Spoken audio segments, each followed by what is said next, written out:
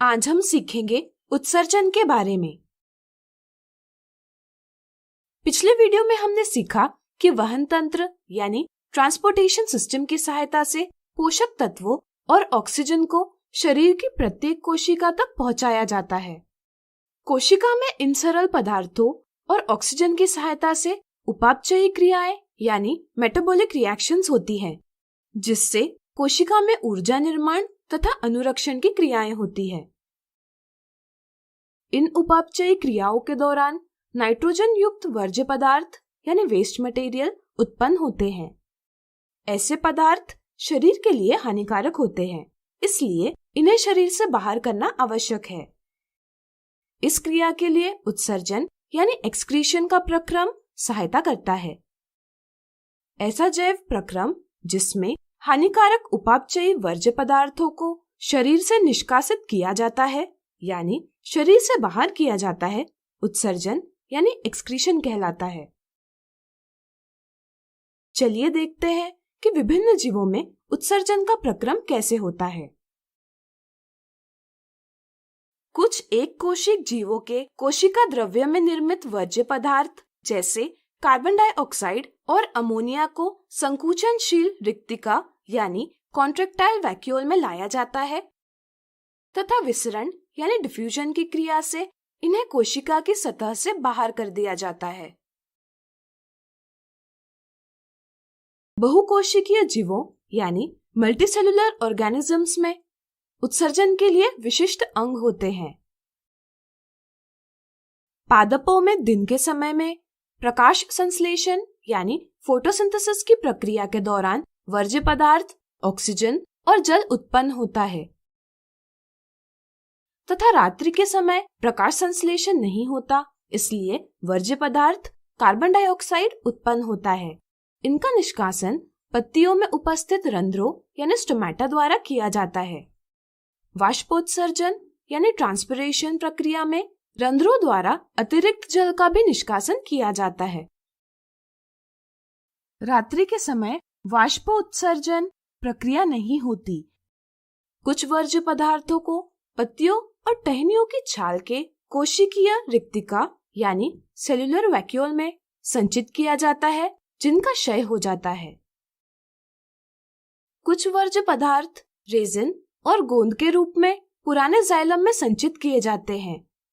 Resin और गोंद जैसे वर्ज्य पदार्थ मानव के लिए बहुत उपयोगी होते हैं। पादप की जड़ें विसरण द्वारा कुछ वर्ज्य पदार्थ आसपास की मृदा में निष्कासित करते हैं। मनुष्य में वर्ज्य पदार्थों का निष्कासन उत्सर्जन तंत्र यानी एक्सक्रीटरी सिस्टम की सहायता से किया जाता है। उदर के पीछे की तरफ और रीढ़ की हड्डियों के दोनों ओर वृक्क यानी किडनी का जोड़ा स्थित है, जिसकी सहायता से मनुष्य के रुधिर यानी ब्लड में उपस्थित नाइट्रोजनी वर्ज्य पदार्थ यूरिया और यूरिक अम्ल निस्यंदन यानी फिल्ट्रेशन द्वारा अलग किए जाते हैं। वृक्क में पतली भित्ति वाली केशिकाओं यानी कैपिलरीज का गुच्छा है, जिसे वृक्काणु या नेफ्रॉन कहते हैं। यह वृक्क की आधारी संरचनात्मक और क्रियात्मक इकाई यानी basic structural and functional unit है। प्रत्येक वृक्क में अनेक वृक्काणु होते हैं जो आपस में निकटता से पैक रहते हैं। वृक्काणु का ऊपरी भाग एक कप के आकार का होता है, जो बोमन संपुट यानी बोमन्स कैप्सूल कहलाता है। वृक्कीय धमनी वृक्क में ऑक्सीजनित रुधिर पहुंचाती है और केशिकाओं का निर्माण करती है तथा रुधिर बोमन संपुट तक पहुंचाती है। बोमन संपुट की भित्ति पतली होती है, जिसके अंदर केशिकाओं का गुच्छा होता है, जो ग्लोमेरुलस कहलाता है। केशिकाओं और बोमन संपुट की भित्ति पतली होने के कारण केशिकाओं से रुधिर छनकर बोमन संपुट में आता है, जो प्रारंभिक निस्यंद यानी इनिशियल फिल्ट्रेट कहलाता है। प्रारंभिक निस्यंद में ग्लूकोज, लवण, अमीनो अम्ल, एंजाइम, हार्मोन, वसा अम्ल, मृत कोशिकाएं, मृत बैक्टीरिया, टॉक्सिन, औषधियां इत्यादि और प्रचुर मात्रा में जल होता है। जब यह प्रारंभिक निस्यंद नेफ्रॉन के नलिकाकार भाग में प्रवाहित होता है, तब इन पदार्थों का चयनित पुनर्वशोषण यानी सिलेक्टिव रीएब्जॉर्प्शन किया जाता है। अवशोषण का स्तर शरीर में जल की आवश्यकता पर निर्भर करता है।